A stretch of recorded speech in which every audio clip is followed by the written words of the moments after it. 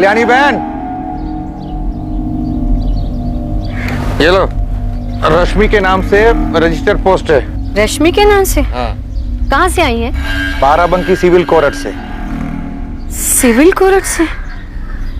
रश्मि के नाम वहां से क्या भेजा है? खोल के पढ़ लीजिए ना, या रश्मि को ही फोन करके पूछ लीजिए अब क्या गुल खिलाया उसने।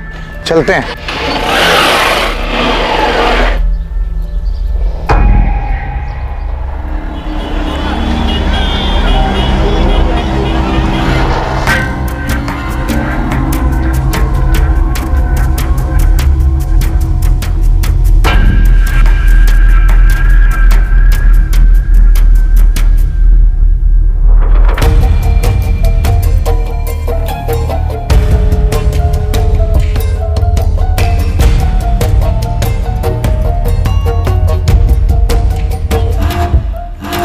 माँ, इतने सारे सवाल पूछने के बजाय ये बताओ कि कोर्ट के नोटिस में लिखा क्या है? रश्मि, शायद तुम्हें कोर्ट में हाजिर होना है। हमें ठीक से समझ में नहीं आ रहा है इसमें क्या लिखा है। किसने भेजा है? अगर कोर्ट से नोटिस आया तो नाम तो लिखा ही होगा। इस पर किसी मनोज पाठक का नाम लिखा है। ठीक है, एक काम करो, विकास को बोलो कि वो उसकी फोटो खींच के भेज दे, हम देख लेंगे, तुम टेंशन मत लो। लेकिन ये है किस बारे में? माँ, हमने कहा ना हम देख लेंगे, तुम बस विकास को बोलो कि वो फोटो खींच के हमें भेज दे। हमें देर हो रही है, हमें मीटिंग के लिए निकलना है। बाय माँ, बाय।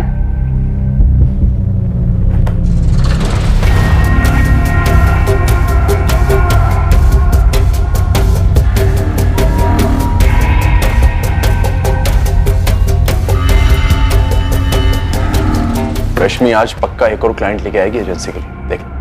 हाँ, उसकी स्कर्ट की लेंथ और छोटी हो गई है। विकास, ये नोटिस पढ़कर कुछ समझे? चाचा जी, हमको बस इतना समझ आया है कि दीदी ने किसी मनोज पाठक से 5 लाख रुपए लिए हैं। भाई साहब, लेकिन इस नोटिस में लिखा क्या है? कल्याणी, तुम हमेशा ऐसे ही ना समझ रहे ना, और विकास तुम भी। रश्मि ने ये पैसे क्यों लिए, कुछ समझ में आया? नहीं चाचा जी। अरे तुम्हारा घर रश्मि ने इस आदमी को बेच दिया है, यही बालापुर वाला घर जिसमें तुम लोग रह रहे हो। और तो और उसने टोकन के पैसे भी लिए हैं, और अब रश्मि ना तो उसको पैसे वापस कर रही है, ना ही घर के कागजात। इसलिए मनोज पाठक ने बाराबंकी सिविल कोर्ट के अंदर रश्मि के खिलाफ केस दाखिल किया है। रश्मि ने हमारा घर बेच दिया? हमें बिना बताए दीदी ऐसे कैसे कर सकती हैं? तुम्हें और तुम्हारी माँ को कुछ पता भी है कि रश्मि वहां लखनऊ में बैठकर क्या क्या करती है?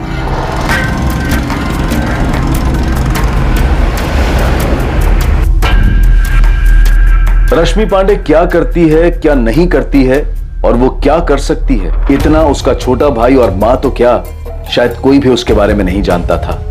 रूपम बता रहे, इस रश्मि को तो सिर्फ 2 ही चीजें आती है, छोटे छोटे कपड़े पहनना और मर्दों को लुभाना। That's it. पर हर कोई ये जरूर जानता था कि रश्मि हर चीज अपनी मर्जी से और अपने मतलब के लिए ही करती थी।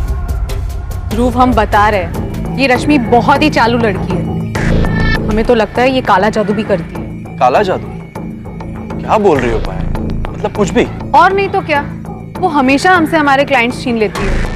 आखिर उसको पता कैसे चलता है हम कहाँ किस क्लाइंट को क्या ऑफर दे रहे हैं? हाय कपिल, मैं कम इन? रश्मि, कम इन, कम इन। कैसी हो? I am good. What about you? बस अच्छा, बैठो। प्लीज। हमें पता है कि जब वो क्लाइंट से मिलती है तो वो जानबूझकर अपने शर्ट का दूसरा बटन भी खुला रखती है। बहुत चालू चीज है ये रश्मि। बीरेन सर, हमें पूरा भरोसा है कि रश्मि अपने क्लाइंट्स के साथ फिजिकल भी होती है। और सर, उसने अपने केबिन में एक मेंढक भी रखा हुआ है। मेंढक? यस सर, एक डेकोरेटिव पीस।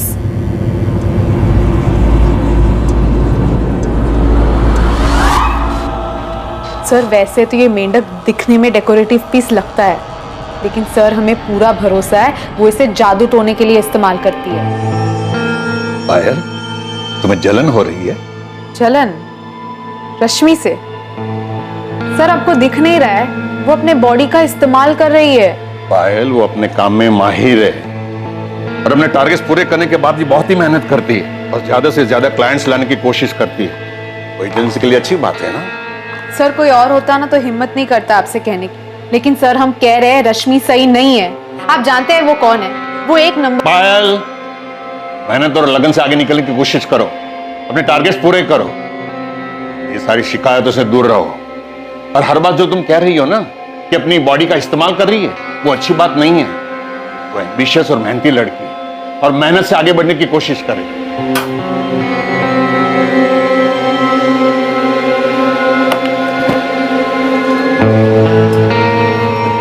हमारी बात याद रखना, वो अजीब ही है, बता रहे हम। जब सबको पता चलेगा ना, तब समझ में आएगा।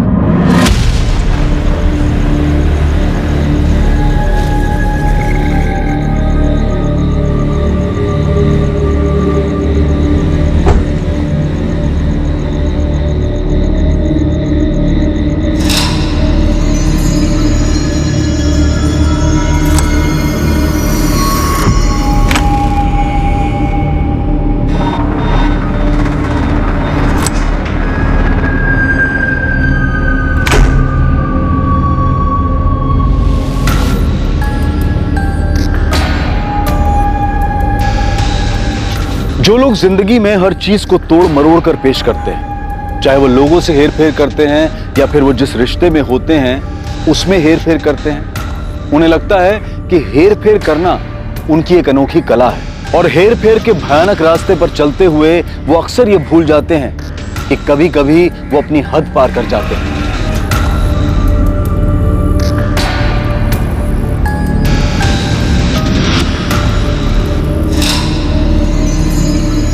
और ऐसा भी होता है कि कोई और उनकी इस हेरा फेरी पर पलटवार कर देता है।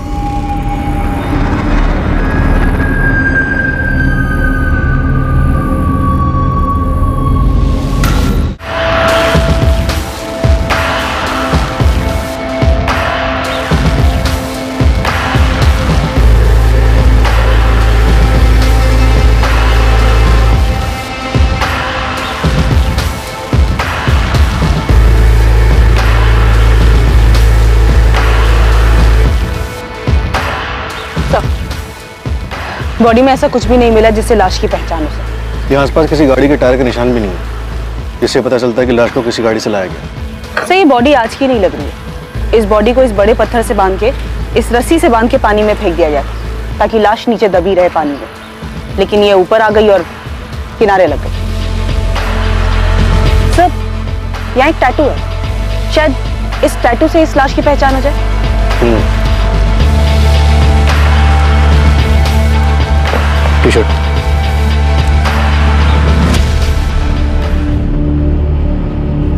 पायल, पायल, तुम्हें फॉरवर्डेड मैसेज मिला क्या?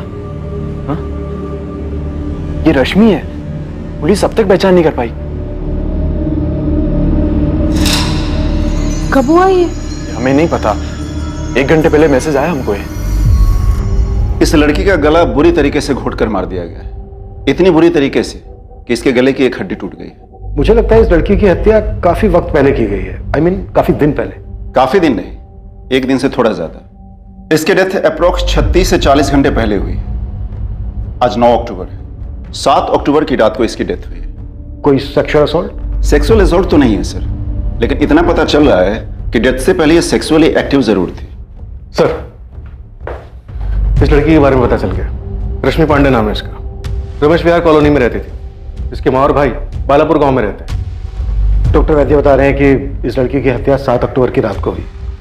तो कल 8 अक्टूबर को किसी ने इससे मिलने या बात करने की कोशिश नहीं की? सर, इसके बॉस का कहना है कि 4 दिन की छुट्टी पे थी। सर, ये रश्मि पांडे ही है, हमारी एजेंसी की स्टार सेल्स मैनेजर। सर ये कैसे हुआ? बीरेन जी, उसकी लाश हमें कुछ वक्त पहले ही संपत नहर में मिली, लेकिन हमें लगता है कि उसकी हत्या 1 दिन पहले हो गई थी। सर, 7 to 10 अक्टूबर उसने छुट्टी ली थी। कोई केस के सिलसिले में उसे कोर्ट में हाजिर होना था। 11 अक्टूबर को तो वो ऑफिस ज्वाइन करने वाली थी। सर, रश्मि के माँ बाप कहाँ हैं और रश्मि कहाँ रहती थी? हाँ, हम रश्मि की माँ बोल रहे हैं। आप कौन बात कर रही हैं? असिस्टेंट सब इंस्पेक्टर मीना राय बोल रही, नावेदगंज पुलिस थाने से। आपको यहाँ लखनऊ आना पड़ेगा कल्याणी जी। आज सुबह हमें रश्मि की लाश मिली। रश्मि की लाश? ये क्या कह रही हैं आप? रश्मि मर चुकी है कल्याणी।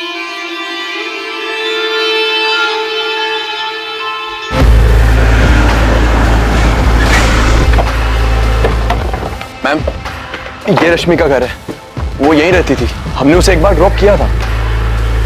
ये रश्मि की कार है मैम।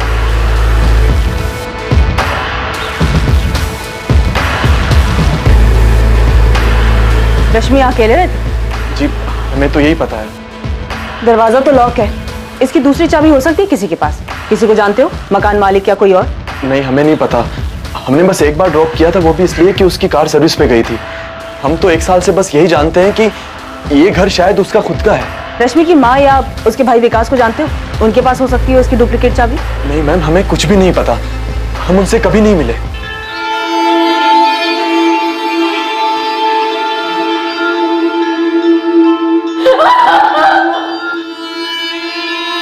कैसे हुए ये? अभी तो तहकीकात शुरू है। आप? हम भोलाराम पांडे, रश्मि के चाचा। कब हुआ ये?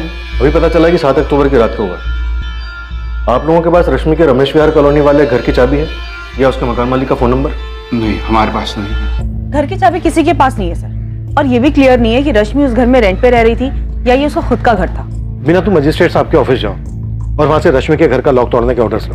मैं रश्मि के भाई, माँ या चाचा जो भी बात करने की हालत में है उससे बात करता हूँ। अश्विन नंबर है 44400913, नाम है रश्मि पांडे।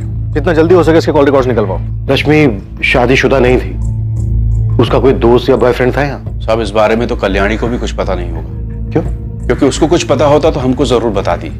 रश्मि और विकास के पिता शंकर मेरे बड़े भाई थे, वो अब इस दुनिया में नहीं रहे, तो अब हम ही। विकास तुम्हें तो पता होगा, काफी क्लोज रहे होगे रश्मि के। नहीं पता साहब, रश्मि दीदी कभी कुछ बताती ही नहीं थी। रश्मि यहाँ जिस कोठी में रह रही थी उस कोठी की कोई भी डिटेल्स नहीं है आप लोगों के पास? नहीं सर। रश्मि की कोर्ट में पेशी थी किसी केस के लिए, किस केस के लिए थी ये तो पता होगा या ये भी नहीं पता? वो पता है साहब, किसी मनोज पाठक ने केस किया था रश्मि दीदी पे। किस लिए? सर उसके घर को लेकर कुछ केस था, कुछ मसला था, लेकिन डिटेल में नहीं बताया था रश्मि ने। ध्रुव और पायल, तुम दोनों रश्मि के कलीग्स हो ना? उसने कभी बॉयफ्रेंड का जिक्र नहीं किया? सर ऐसी कोई बात रश्मि ने तो कभी हमसे नहीं कही, और ना कभी हमने उससे पूछा। पर सर काफी टाइम से उसकी एक फ्रेंड थी सुप्रिया, एक बार रश्मि ने जिक्र किया था उसका। नंबर है उसका? नहीं सर, नंबर तो नहीं है उसका। जिक्र क्यों किया था? मतलब सर बात बात में जिक्र किया था, कौन सी बात पे किया था ये हमें याद नहीं है। ध्रुव उतना ही बोलो जितना बोलना चाहिए। अरे जो उन्होंने पूछा हमने बस वही तो बताया कि सुप्रिया उसकी फ्रेंड है, बस। आगे देखा नहीं कैसे पूछा था, क्यों जिक्र किया था उसने? ज्यादा मुंह मत खोलो अपना। रश्मि पांडे के बारे में कोई कुछ नहीं बोलने वाला था, क्योंकि रश्मि पांडे के बारे में लोगों को ज्यादा कुछ पता नहीं था, और कई लोगों को बहुत कुछ पता था पर वो मुंह नहीं खोलना चाहते थे। रश्मि की जिंदगी के कई पहलू थे और वो एक ही वक्त पर अलग अलग कई जिंदगियां जी रही थी।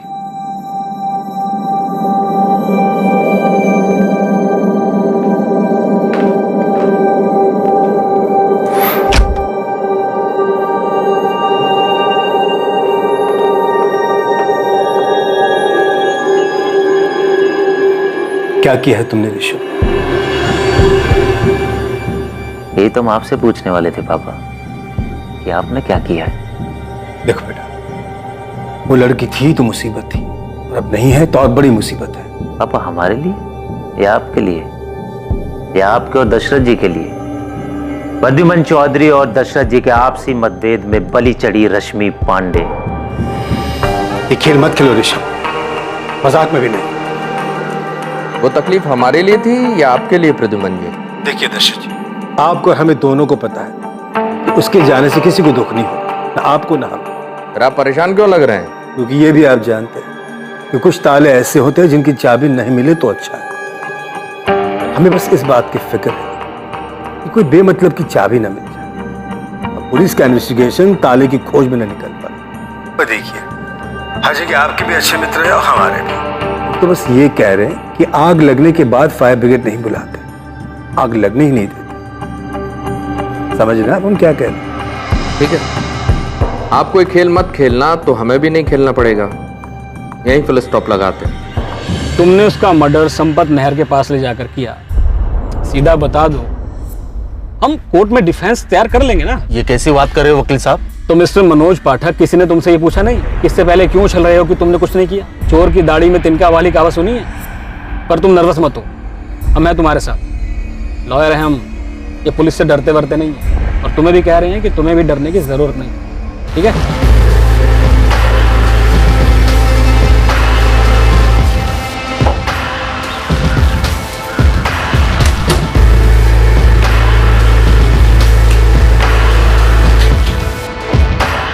पूरा घर अच्छे से स्कैन करना, एक एक ड्रॉअर, मोबाइल हो या कुछ भी, ठीक से स्कैन करना।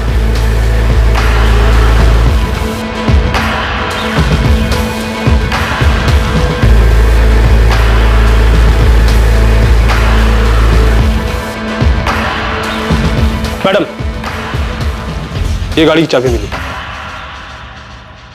पूरी गाड़ी को अच्छे से चेक करो और वो वीडियो रिकॉर्डर को बोलो कि पूरे सर्च को अच्छे से रिकॉर्ड करे। जी मैडम।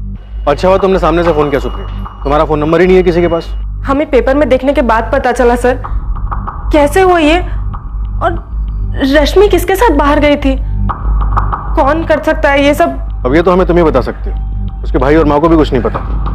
तुम अभी पुलिस स्टेशन आ जाओ, कुछ बात करनी है तुमसे। सर बाकी डिटेल्स निकाल रहा हूँ, लेकिन कॉलोनी के 2-3 लोगों से बात की तो पता चला रमेश विहार में जो घर है उसकी ऑनर रश्मि है। उसका खुद का घर है? हाँ सर, आप चाहें तो इलेक्ट्रिसिटी बिल वगैरह मंगा के देख सकते हैं। कमाल, इन्वेस्टमेंट कंसल्टेंसी में इतनी कमाई, और ये तो वहाँ पे एम्प्लॉय थे, ओनर भी नहीं थी। 6 महीने पहले इस लड़की रश्मि पांडे ने मेरे क्लाइंट मनोज पाठक से 5 लाख रुपए टोकन मनी लिए अपने बालापुर गांव वाले घर को बेचने के लिए। रश्मि अपना घर बेच रही थी? जी सर, हम राघवपुर से है, ट्रेडिंग का बिजनेस करते हैं। इन्वेस्टमेंट के लिए हम रश्मि का गांव वाला घर खरीदना चाहते थे। 20 लाख रुपए में डील फाइनल हुई थी, 15 लाख रुपए बाय चेक और 5 लाख रुपए कैश एडवांस। और जो ये 5 लाख रुपए है ना सर, वो हमने रश्मि के लखनऊ वाले कोठी पे उसे दिए थे। अब आप घर के कागजात तैयार करवा लीजिए रश्मि जी, एक बार साइन हो जाए तो आपके बचे हुए 15 लाख भी आपको मिल जाएंगे। ठीक है मनोज जी, आप हमें 1-2 हफ्ते का वक्त दीजिए, हम आपके सारे पेपर्स रेडी करवा देंगे। सर 2 महीने बीत गए, रश्मि टाल मटोल करने लगी। मैंने उसे कई बार फोन किया सर, लेकिन वो कह रही थी हम कहां भागे जा रहे हैं, ना तुम्हारा पैसा भागे जा रहा है ना घर। और फिर 3 महीने पहले अचानक उसका रवैया चेंज हो गया सर। वो कहने लगी हमने आपसे पैसे लिए ही कहां थे। हमने काहे के पैसे लिए मनोज जी, और कब? कोई प्रूफ है आपके पास? मुझे चूना लगा रही हो, हम ही से पैसे लेकर हमसे खेल खेल रही हो। आप ऐसे धमकी मत दो मनोज जी। और इस बात का क्या मतलब है कि आप हमारा रेप करेंगे? क्या? हम अभी पुलिस को कंप्लेन करने जा रहे हैं कि आप हमें रेप करने की धमकी दे रहे हैं। सुनो रश्मि सुनो, एक तो पैसे लिए, ऊपर से हमें ही धमका रही है। यहाँ मेरे क्लाइंट मनोज पाठक ने बड़ा होशियारी वाला काम किया। उसने तुरंत हमें कॉल कर दिया, तो हमने भी तुरंत सिविल कोर्ट में चीटिंग का केस फाइल करवा दिया। और केस तुम हार रहे होगे मनोज, क्योंकि तुमने कहा कैश दिया था, तो कैश की कोई लिखा पढ़ी तो ही नहीं। आप कहना क्या चाहते हैं इंस्पेक्टर साहब? आपका मतलब ये है कि मेरे क्लाइंट मनोज पाठक ने सिर्फ 5 लाख रुपए के लिए उस लड़की का मर्डर कर दिया? वकील साहब, आप मनोज पाठक के सिर्फ चीटिंग वाले केस में वकील हैं। यहां इस वक्त मनोज हमारा एक मर्डर केस में संदिग्ध है। सर एक केस करने के बाद में ऐसे ही चलाक और ऊंची दिमाग वाले लड़के के साथ हम क्यों उलझेंगे? केस करने के बाद हमने सिर्फ एक बार उसे फोन किया था ये कहने के लिए कि हमें वो घर नहीं चाहिए, सिर्फ हमारे पैसे हमें वापस कर दो।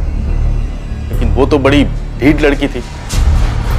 देखो इंस्पेक्टर साहब, हमें नहीं पता कि आप क्या जानते हैं उस लड़की के बारे में, लेकिन आपको इतना बता दें कि वो लड़की थी तो थोड़ी अजीब। कैसी अजीब? काश आप उस दिन होते कोर्ट में, जब वो पहली बार कोर्ट में सुनवाई के लिए आई थी।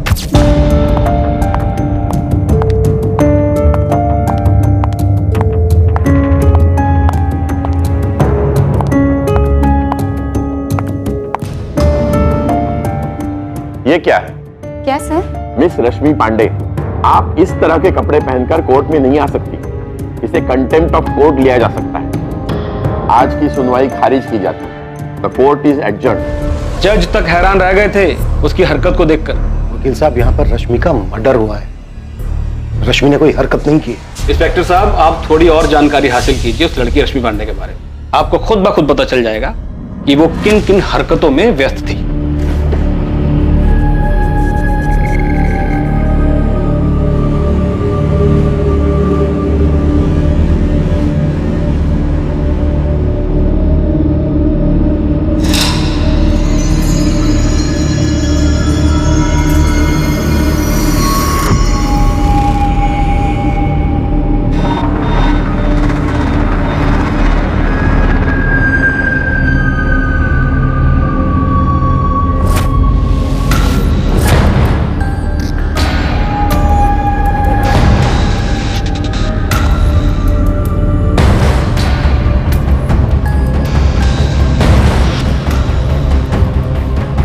सचदेव त्रिपाठी, जी मैम।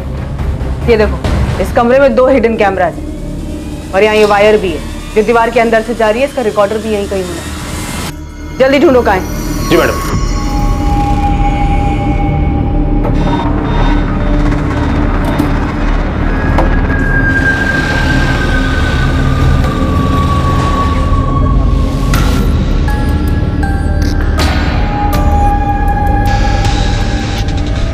नहीं साहब, इस कल्याणी और उस बेवकूफ विकास को तो कुछ पता ही नहीं था कि रश्मि ने घर बेचने की कोई हरकत की है। वो तो घर पर जब नोटिस आया तब जाकर पता चला कि ऐसा कुछ हुआ है। रश्मि 7 अक्टूबर को दोपहर में कोरट से घर वापस आई थी। कल्याणी जी, ऐसा कैसे हुआ कि रश्मि ने घर बेचने की बात की और नहीं आपको कुछ बताया और नहीं विकास को? उसने घर बेचने की बात की थी। जब हम पूछे क्यों घर बेच रही है तो बोलती रही बस यहाँ लखनऊ आके रहो। हमारे लिए किराए का मकान देखने की बात की थी। ना, हमारे साथ नहीं माँ। हमने लखनऊ में दूसरी जगह घर देखा है, तुम और विकास वहीं रहोगे। लेकिन रश्मि, हम तुम्हारे साथ क्यों नहीं रहेंगे? क्योंकि तुम किच-किच करोगे हर चीज में। चाचा जी ने भूसा जो भर दिया तुम्हारे दिमाग में, जो रश्मि तुम्हारे हाथ से निकल गई। अरे चाचा जी हैं तुम्हारे, ऐसी बात नहीं करते। माँ, हम निकल रहे हैं, हमें लेट हो रहा है। रश्मि, क्या कर रही हो बेटा? सुन तो, देख विकास भी ये गांव छोड़ के नहीं जाना चाहता है। अब वो गांव में रहे चाहे शहर में रहे, दोनों जगह कुछ खास उखड़ने वाला तो है, इसलिए हम कह रहे हैं चलो तो मतलब चलो। लेकिन ये घर बेचने का सोच कैसे सकती है तू? कैसे सोच सकती है मतलब? अरे माँ, इस घर से पैसे आएंगे वो हम ही नहीं रखने वाले ना, तुम्हारा विकास का हिस्सा दे देंगे। चलते हैं माँ। सुन तो रश्मि, और बस चली गई रश्मि। कल्याणी जी, आपको ये भी नहीं मालूम क्या लखनऊ में रश्मि जिस कोठी में रह रही थी वो कोठी उसी के नाम पर थी, वो खुद मालिक थी उसकी। नहीं मालूम, उसने कहा था वो किराए पे रहती है। सब इस कल्याणी का ही किया कराया है। इतनी छूट जो दे रखी थी अपनी बेटी को, उसको गांव से यहां आते वक्त ही मना कर देना चाहिए था। इसके पति मेरे बड़े भाई साहब शंकर पांडे गांव के स्कूल में मास्टर थे, सब इज्जत करते थे उनकी। उनके देहांत के बाद तो इस लड़की ने, कहने का मतलब है कि क्या क्या गुल खिलाए। क्या क्या गुल खिलाए? देखिए, मर्डर हुआ है रश्मि का, कुछ भी हमसे छिपाइएगा नहीं। सर, इस रश्मि पांडे ने सिर्फ मनोज पाठक को ही घर बेचने का झांसा देकर पैसे नहीं लिए थे, एक और भी है। मतलब रश्मि ने एक और आदमी को भी घर बेचा था? हाँ सर, टोकन भी लिया था। हमें रश्मि ने मनोज पाठक के बारे में कभी नहीं बताया सर। उसने तो हमसे कहा था कि उसका बालापुर वाला घर खरीदने के लिए अगर कोई हो तो हम उससे बताएं। और सर, इत्तेफाक से हम भरत गुलेचा को जानते थे जो बालापुर में घर खरीदना चाहता था। ओके रश्मि जी, वैसे रश्मि जी, घर के कागजात कब तक रेडी हो जाएंगे? हमें थोड़ा सा टाइम दीजिए। एक्चुअली हमारी माँ और भाई को उस घर से लखनऊ शिफ्ट करना होगा। जैसे ही घर खाली हो जाएगा आपके सारे पेपर्स रेडी कर देंगे। नहीं, कोई दिक्कत नहीं है, आप आराम से अपना समय लीजिए। ठीक है, थैंक यू सो मच, हम चलते हैं। चलिए। वेलकम भरत जी, प्लीज चिल्लाइए मत। हम आपसे तमीज से बात कर रहे हैं तो आप आवाज नीचे रखिए, वरना हम फोन काट देंगे। तुमने चीटिंग की है रश्मि हमारे साथ, और हमने तो ये भी सुना है कि किसी मनोज पाठक नाम के आदमी ने केस किया है तुम्हारे ऊपर। ये कोठी तुमने उसे भी बेची है। हम भूल गए थे आपको बताना, तो क्या ऐसी टोन में बात करेंगे आप? अगर रश्मि यहाँ वहाँ की बात ना करो तो अच्छा है। हमको हमारे पैसे वापस चाहिए, बस कह देते हैं अभी के अभी। और ये फ्रॉड ना हमारे साथ नहीं करना तुम, क्योंकि हम होने नहीं देंगे। देखिए भरत जी, अभी हम बिजी हैं, बाद में बात करते हैं। रश्मि, क्या कर रही हो? ये भरत गुलेचा हमें फोन करके चिल्ला रहा है। अरे यार, हो गई ना गड़बड़ हमसे। ये साला मनोज भी हमारे सर पे बैठा है। यार रश्मि, तुम ना बहुत गंदा गेम खेल रही हो। हम बोल रहे हैं तुमको, ये बड़े लोगों को ठगना अलग बात है। भरत गुलेचा बहुत सीधा साधा आदमी है, अपने मेहनत के पैसों से घर खरीदना चाहता है। अरे तो क्या भागे जा रहे हैं क्या हम, है ना? यही दुनिया में ऐसे बहुत सारे लोग हैं जो बिना किसी पछतावे या बिना किसी एहसास के लोगों को धोखा देते हैं। लोगों को धोखा देकर उनसे लिए हुए पैसों पर ऐशो आराम की जिंदगी गुजारते हैं। किस मिट्टी के बने होते हैं ऐसे लोग? क्यों उन्हें अपने गुनाहों पर कोई पछतावा नहीं होता?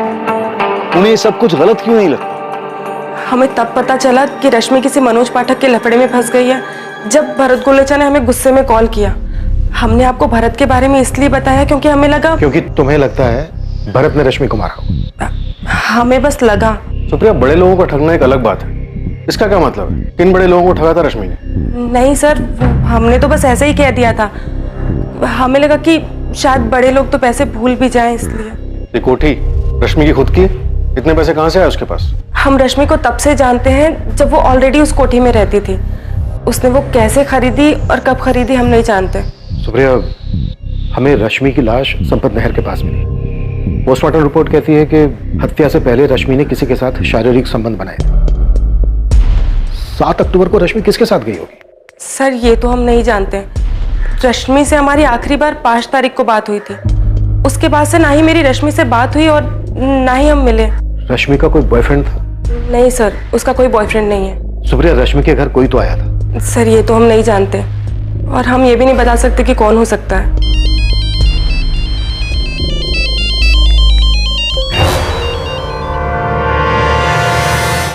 दो कैमरे कमरे में, हिडन कैमरास? जी सर, 2 कैमरास पूरी प्लानिंग के साथ बिस्तर की तरफ पॉइंट करते हुए लगाए गए हैं। और सर फूलदान में एक रिमोट कंट्रोल भी मिला है जिससे इन दोनों कैमरा को ऑन किया जा सकता है।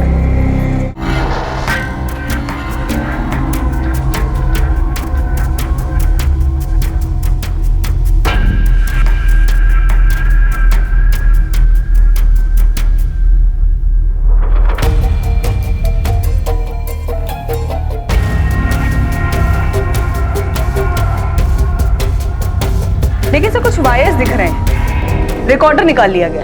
ऐसा लग रहा है ये वायर्स उसी रिकॉर्डर से कनेक्टेड थी। ये रश्मि कोई सीधी साधी लड़की तो थी नहीं, कुछ ना कुछ तो गड़बड़ कर रही थी। भरत और मनोज का किस्सा हमारे सामने, ऐसे और भी लोग होंगे जिनको इसने ठगा होगा। सारी चीजों पर और अच्छे से ध्यान दो मीना, कोई ना कोई सुराग जरूर मिलेगा। जी सर। मैडम ये देखिए यहाँ कुछ है।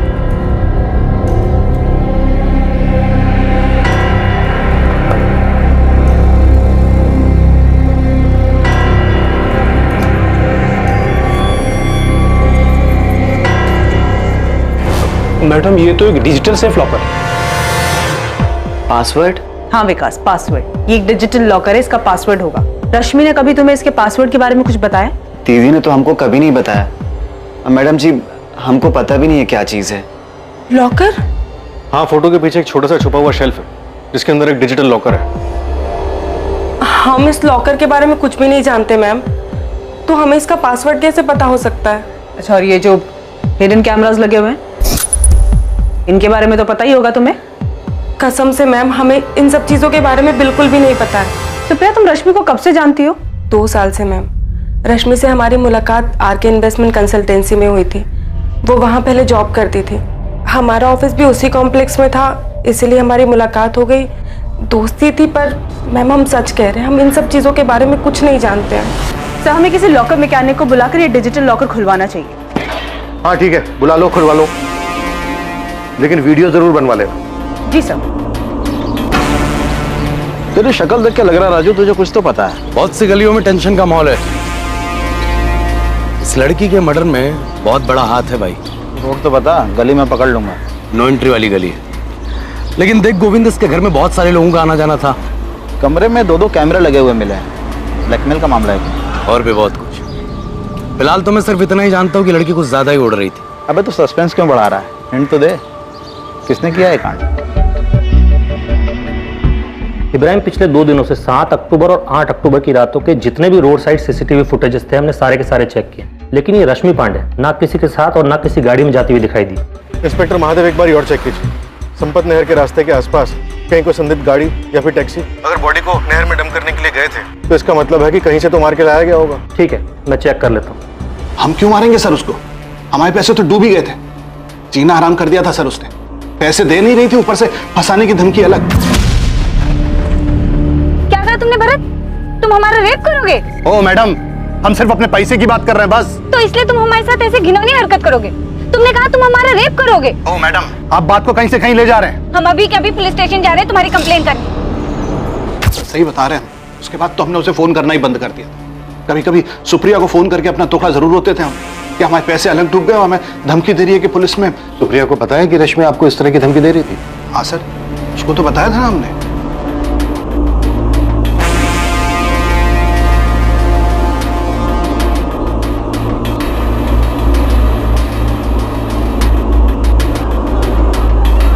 सर वो अपने टारगेट हर महीने पूरा कर दिया और टारगेट से ज्यादा अचीव करती थी। सर उसको काफी इंसेंटिव्स भी मिलते थे। ये जो इसका घर है, इसकी अभी की मार्केट वैल्यू कुछ 55 लाख है और हमें पता चला है कि वो पिछले 4 साल से वहां रह रही थी, यानी 2015 से। तब उसकी मार्केट वैल्यू तकरीबन 40-45 लाख के आसपास रही होगी। क्या वो इतना कमा पाती थी जो ये घर ले सके? सर हमारे यहाँ तो वो 2 साल से ही काम करती थी, उसके पहले कहीं और काम करती थी। लेकिन एक बात जरूर है, बहुत ही मेहनती लड़की थी, अपने काम में माहिर थी, हाँ एम्बिशियस जरूर थी। जिस तरह से वो क्लाइंट लाती थी उसी तरह से अपने लिए भी अच्छी खासी इन्वेस्टमेंट करती होगी, और ये investment high risk high return वाला हो।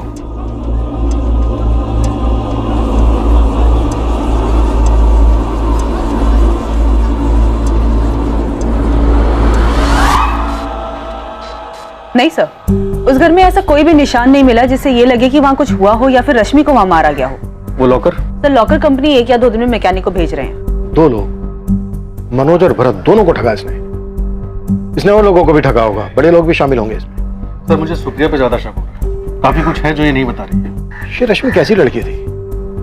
यहाँ लखनऊ में इतना बड़ा घर, गांव के घर को बेचने की आड़ में लोगों को इस तरह पैसे लेकर ठग रही थी, और गांव में माँ और भाई को गांव के घर के बिक्री के बारे में कुछ पता ही नहीं था। सर मुझे लगता है कि इस रश्मि के बारे में और भी बहुत कुछ है। उस दीवार के पीछे वाले लॉकर में से शायद हमें बहुत कुछ मिले। कॉल रिकॉर्ड्स कब तक आ रहे हैं? आज शाम तक आ जाएंगे सर।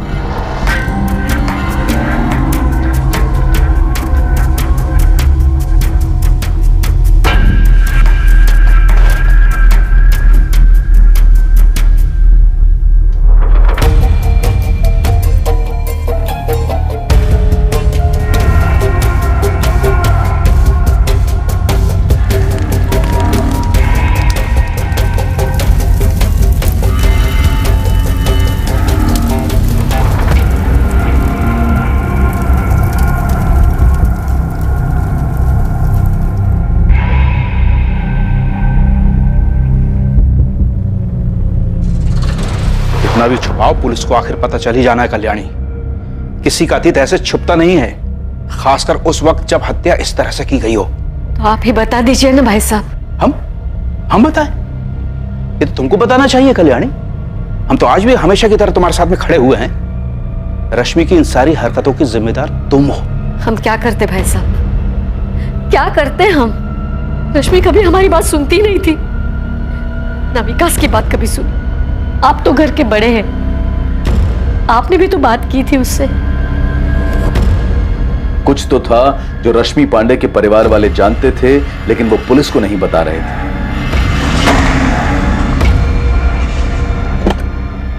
एक ऐसा अतीत जिसका असर वर्तमान पर पड़ने वाला था।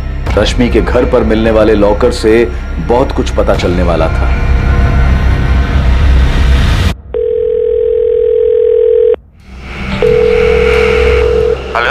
हेलो, मैं सब इंस्पेक्टर इब्राहिम शेख बोल रहा हूँ। क्या मैं जान सकता हूँ मेरी बात किससे हो रही है? मैं ऋषभ चौधरी बोल रहा हूँ, बताइए क्या बात करनी है? आप रश्मि पांडे को तो जानते ही होंगे, उसे कॉल रिकॉर्ड्स में आपका नंबर मिला। हाँ जानते हैं, मतलब एक टाइम पे हम उसे अच्छे से जानते थे, एक दूसरे के साथ घुमा करते थे, और अब नहीं। ओह, लेकिन आपकी बातें तो रेगुलर होती थी। एक हफ्ते पहले आपकी बात हुई थी। ब्रेकअप होने के बाद एक दूसरे के साथ टच में नहीं रह सकते क्या? रश्मि का मर्डर हुआ है। हम जानते हैं, न्यूज में देखा है हमने, लेकिन देखिए हम उसे ऐसे ही कॉल किया करते थे और वो भी हमें ऐसे ही कॉल किया करती थी। 1 साल पहले हमारा ब्रेकअप हो चुका है।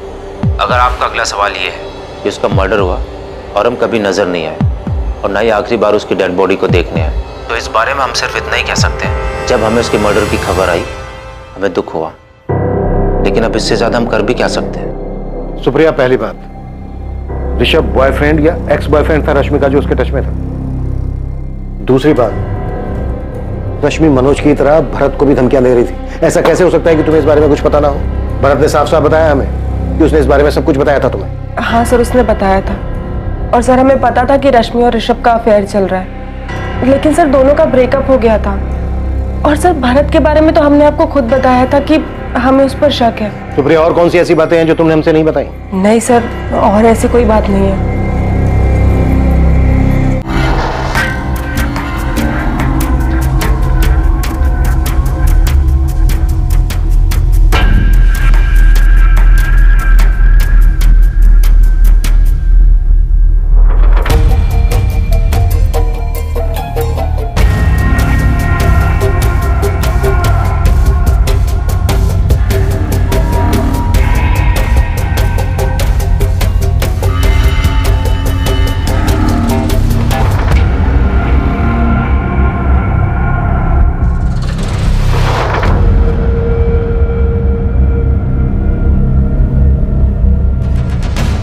सर ये ऋषभ चौधरी बाहुबली पॉलिटिशियन प्रद्युमन चौधरी का बेटा है। ये लड़की रश्मि और पॉलिटिशियन का बेटा ऋषभ चौधरी। कहीं ऐसा तो नहीं है कि सुप्रिया ने जानबूझकर हमें ऋषभ के बारे में नहीं बताया? ऋषभ, हमारा यकीन करो, हमने पुलिस को तुम्हारे और रश्मि के बारे में कुछ नहीं बताया है। लेकिन ये तुम भी जानते हो कि अगर हम पुलिस को तुम्हारे बारे में नहीं भी बताते तो भी वो रश्मि के फोन से या उसके कॉल रिकॉर्ड से तुम्हारे बारे में जान सकते हैं। क्या क्या बताया तुमने? भरत के अलावा और कुछ नहीं बताया। ठीक है, अपना ध्यान रखना। और सुप्रिया, कसम से हमने रश्मि के साथ कुछ नहीं किया। ओके। तो रश्मि पांडे के फोन की आखिरी लोकेशन वीआईपी एनक्लेव है। VIP enclave? ये तो पॉश लोकेलिटी है। यहाँ पर तो काफी पॉलिटिशियंस के घर हैं। और हमारा संदिग्ध एक पॉलिटिशियन का बेटा है जो रश्मि का एक्स बॉयफ्रेंड भी है। ये सुप्रिया पक्का कुछ छुपा रही है। सब लॉकर में काफी कुछ मिला है, काफी अजीब चीजें। सर, ये मेंढक और सिक्के के डिजाइन को देख के लग रहा है कि कोई काला जादू का चक्कर है। सर ये मेंढक तो मैंने रश्मि के ऑफिस के केबिन में देखा था। जब मैं वहां रश्मि की चीजों के बारे में जानकारी लेने गया था तब मैंने देखा था। मुझे लगा कि ये कोई डेकोरेटिव पीस है, लेकिन एक जैसे दो, एक रश्मि के ऑफिस में, एक रश्मि के घर के लॉकर में। जरूर इसका कुछ मतलब है सर। ये रश्मि क्या थी, कर क्या रही थी? ये पेन ड्राइव चेक करते हैं, इनमें उसके रूम की रिकॉर्डिंग हो सकती है।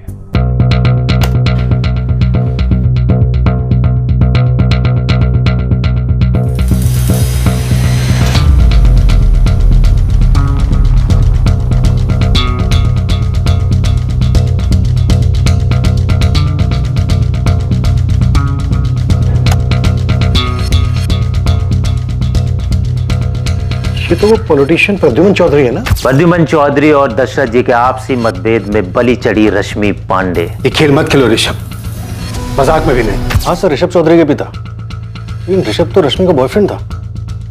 उसके पिता यहाँ? तो हमें बाकी के पेन ड्राइव भी चेक करने चाहिए।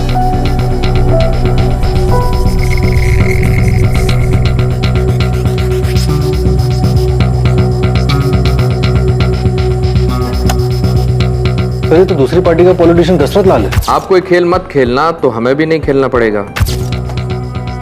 चल क्या रहा था? तो यहाँ पे 2 पेन ड्राइव्स और हैं। इस रश्मि के घर में बड़े लोगों का आना जाना था और वो सबकी रिकॉर्डिंग कर रही थी। तो इस केस में बहुत कुछ है। प्रद्युमन चौधरी और दशरथ लाल के अलावा और भी लोग थे जो रश्मि के साथ थे, और रश्मि ने इन सब की भी वीडियो रिकॉर्डिंग बनाई थी। हालांकि इस वीडियो रिकॉर्डिंग में पुलिस सबकी पहचान नहीं कर पा रही थी, लेकिन पुलिस को यह पता चल रहा था कि ये बड़ी पहुंच वाले लोग थे। अब इस केस में रश्मि पांडे के बारे में और भी बहुत कुछ सामने आने वाला था। सर मैं पक्का तो नहीं कह सकता, लेकिन हमारी और एक एम्प्लॉई है, पायल त्यागी, जो रश्मि की कामयाबी से जलती थी, और वही एक है जिसने मुझे इसके बारे में बताया। मेंढक के बारे में? हाँ, मैंने भी रश्मि के कैबिन में मेंढक देखा था। मुझे तो वो डेकोरेटिव पीस लगा था। हाँ, लेकिन पायल को लगता था कि वो मेंढक का कुछ काले जादू से लेना देना है। बीरेन जी, रश्मि किसी तरह का कोई काला जादू करती थी क्या? सर उसके बारे में मुझे कुछ नहीं पता। लोगों को अपनी मुट्ठी में रखने और उन्हें अपने इशारों पर नचाने की शक्ति, इसे वशीकरण कहते हैं, लोगों को अपने वश में करने की विद्या। हमें ये शक्ति किसी भी तरीके से चाहिए और किसी भी कीमत पर। ऐसा नहीं होता है कि इंटरनेट पे आपने ऑर्डर दे दी और वो चीज़ आपके पास आ गई। ये विद्या प्राप्त करने के लिए तुम्हें कठिन तपस्या करनी पड़ेगी। हम कुछ भी करने के लिए तैयार हैं, हमें बस ये शक्तियाँ चाहिए। सर, हमें इन पॉलिटिशियंस प्रद्युमन चौधरी और दशरथ लाल और प्रद्युमन चौधरी के बेटे ऋषभ से बात करनी चाहिए। ये बहुत ही अजीब स्थिति है कि बाप और बेटे दोनों एक ही हालात में इस तरह। और इस सबके साथ वो रिकॉर्डर भी गायब है ना? Yes sir. और सर मुझे पूरा यकीन है कि उस रात घर पे कोई तो आया था जिसे घर और कैमरास के बारे में अच्छे से पता था। मर्डर उसी ने किया है रश्मि का। तो सब कुछ प्लान था।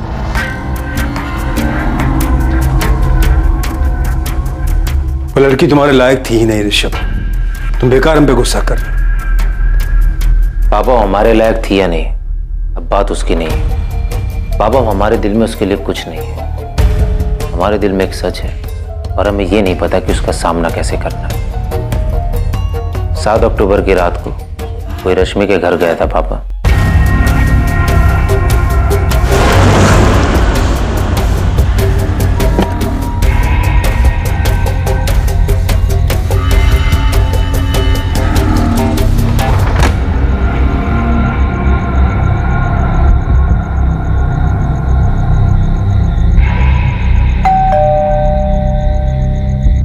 लेकिन हमने उसको नहीं मारा है निश्चित, और हम जानते हैं कि रश्मि को तुमने ही मारा है। इंस्पेक्टर शुक्ला, मैं इस लड़की रश्मि पांडे के बारे में बहुत अच्छे से जानता हूं। 3 साल पहले भी इसने एक बड़े आदमी की जिंदगी बर्बाद की थी। कौन है ये आदमी? हरीश? पारितोष मिश्रा नाम है उनका, इस डिपार्टमेंट में विजिलेंस ऑफिसर है। हरीश, क्या हुआ था 3 साल पहले? इस केस में हमने रश्मि पांडे को जेल में भी डाला था। ये रश्मि पांडे बहुत शातिर थी और उसके परिवार वालों को भी उसके बारे में सब कुछ पता था। उसके परिवार वालों ने हमें रश्मि के जेल जाने के बारे में कुछ नहीं बताया। पारितोष को रश्मि ने फंसाया था और धोखा दिया। शायद रश्मि को मारकर पारितोष ने अपने बर्बादी का बदला लिया हो। रश्मि, तुमने बहुत गंदा खेल खेला है मेरे साथ, धोखा दिया हमें। तुम्हारे पास 2 रास्ते हैं पारी, या तो उस जाल से बाहर निकल आओ या फिर फंसते चले जाओ। यू डोंट नो मी, तुम हमें बिल्कुल नहीं जानते, बिल्कुल भी नहीं। अब तुम देखो हम क्या करते हैं। रश्मि के साथ बहुत बुरा हुआ, लेकिन रश्मि ने भी बहुत से लोगों के साथ बुरा किया।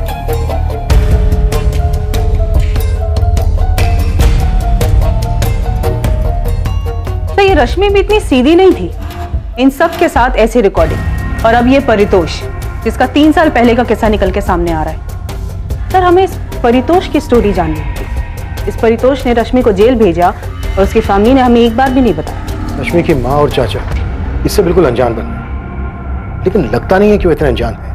सर, इन सब के साथ एक नाम और जोड़ना चाहिए। ये कौन सा नया एंगल निकला है? सर, रश्मि के ऑफिस से गोविंद खबरी खबर लाया। रश्मि का उसकी कलीग पायल त्यागी के साथ 36 का आंकड़ा था, और ये आंकड़ा मर्डर करने तक पहुंच गया। पत्थर इतना भारी नहीं था जितना होना चाहिए था। मिसिंग ही रह जाती अगर बॉडी नहीं मिलती तो, है ना? देखो बेटा, रश्मि तो अब रही नहीं और तुमसे ये सब कुछ संभलेगा भी नहीं, और तुम्हारी मां को ज्यादा कुछ आता भी नहीं है। तो बेटा हम ऐसा करते हैं कि रश्मि का जो लखनऊ वाला घर है उसका अच्छा सौदा करवा देते हैं। उससे तुम्हें और तुम्हारी मां को काफी फायदा हो जाएगा और अच्छा पैसा भी मिल जाएगा, है बेटा? बेटा, रश्मि जिस तरह की जिंदगी जी रही थी उसके साथ तो ऐसा होना ही था। वो खुद अपने आप को इस अंजाम तक लेकर आई थी। बेटा तुम ज्यादा दुखी मत हो, बस अपनी मां को संभालो।